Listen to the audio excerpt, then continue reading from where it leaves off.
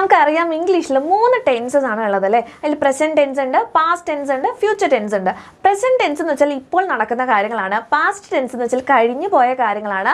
Future tense എന്ന് വെച്ചാൽ വരാനിരിക്കുന്ന കാര്യങ്ങളാണ്. അപ്പോൾ പ്രസന്റ് ടെൻസിൽ I, you, he, it, we ഇവരുടെ കൂടെ എങ്ങനെയാണ് നമ്മൾ പ്രസന്റ് ടെൻസ് ചേർക്കേണ്ടത് എന്നുള്ളത് പഠിക്കാം. അപ്പോൾ ഫസ്റ്റ് വൺ ഐൻ്റെ കൂടെ എപ്പോഴും പ്രസന്റ് ടെൻസിൽ വരേണ്ട ഒരു വേർഡാണ് ആം. ഓക്കെ, ഐ ആം എന്നാണ് നമ്മൾ യൂസ് ചെയ്യുക. ഇനി യു ആണെങ്കിൽ യു ആർ എന്നാണ് യൂസ് ചെയ്യുക. ഹി ആണെങ്കിൽ ഹി ഈസ് എന്നാണ് യൂസ് ചെയ്യുക. ഇറ്റ് ആണെങ്കിൽ ഇറ്റ് ഈസ് എന്നാണ് യൂസ് ചെയ്യുക. വി ആണെങ്കിൽ ആറാണ് യൂസ് ചെയ്യുക. ഓക്കെ, അപ്പോൾ ഇതൊക്കെ പ്രസന്റ് ടെൻസ് ആണ്. ഇനി നമ്മൾ പാസ്റ്റ് ടെൻസ്. പ്രസന്റ് ടെൻസ് എന്ന് വെച്ചാൽ ഇപ്പോൾ നടക്കുന്ന കാര്യങ്ങളാണ്. പാസ്റ്റ് ടെൻസ് എന്ന് വെച്ചാൽ കഴിഞ്ഞു പോയ കാര്യങ്ങളാണ്.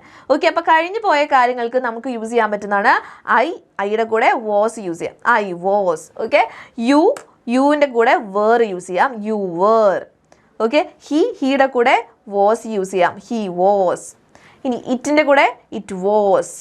വിയുടെ കൂടെ വി വേർ എന്നുള്ളത് യൂസ് ചെയ്യാം. അപ്പോൾ ഇതൊക്കെയാണ് ഇതിൽ പാസ്റ്റ് ടെൻസ് വരുന്നത്. ഓക്കെ, പാസ്റ്റ് ടെൻസ് എന്ന് വെച്ചാൽ കഴിഞ്ഞു പോയ കാര്യം. ഇനി ഫ്യൂച്ചർ ടെൻസ് ഉണ്ട് അല്ലേ, വരാനിരിക്കുന്ന കാര്യം, ഭാവി കാലം. അപ്പോൾ ഫ്യൂച്ചർ ടെൻസിൽ I, you, he, it, we ഇവരുടെയൊക്കെ കൂടെ എന്താണ് യൂസ് ചെയ്യുക എന്നുള്ള കാര്യം എൻ്റെ കുഞ്ഞുങ്ങൾ എന്ത് ചെയ്യുക, താഴെ കമൻറ്റ് ബോക്സിൽ കമൻറ്റ് ചെയ്യുക. അപ്പോൾ ഈ ഒരു ഷോർട്സ് യൂസ്ഫുൾ ആയിട്ടുണ്ടെങ്കിൽ ഉറപ്പായിട്ട് ലൈക്ക് ചെയ്യുക, ഫ്രണ്ട്സിനൊക്കെ ഷെയറും കൂടെ ചെയ്ത് കൊടുക്കുക.